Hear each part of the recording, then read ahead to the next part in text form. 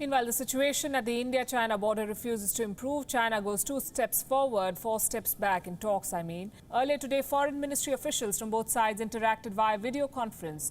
Representing India was Naveen Srivastava, the Joint Secretary for East Asia.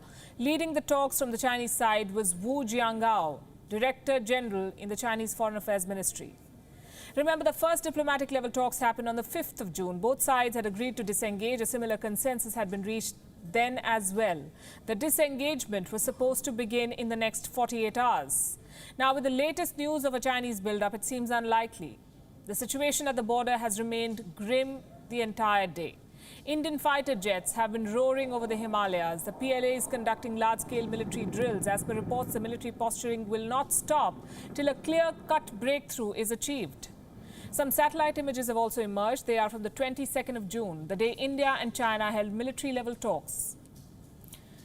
These images show, quote-unquote, earth-moving equipment on a road near the patrol point where the clash took place. The agency which released these pictures has not identified which country the equipment belongs to. But if you go by the warmongering on the Chinese side, you'll know they belong to the People's Liberation Army. Back in Beijing, the Chinese regime is still blaming India for escalating tensions. It has once again claimed sovereignty over the Galwan Valley.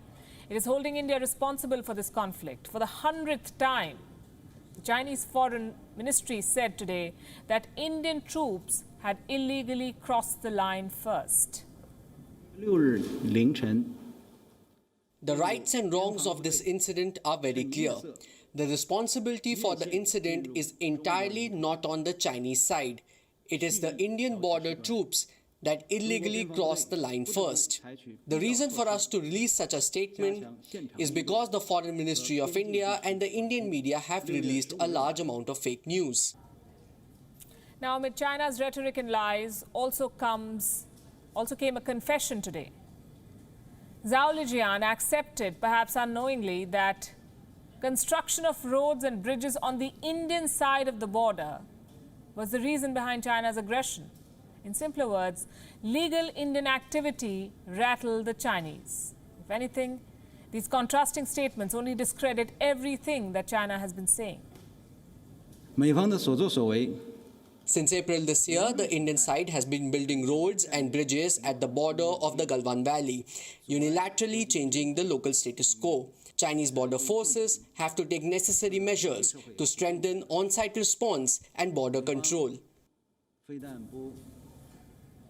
Back in India, the anti-China sentiment continues to grow. The Chief Minister of Arunachal Pradesh, P.L.A, visited border areas earlier today. He put out some images on his Twitter handle. The caption mentioned the India-China border as the Indo-Tibet border. Well, he speaks for many in India.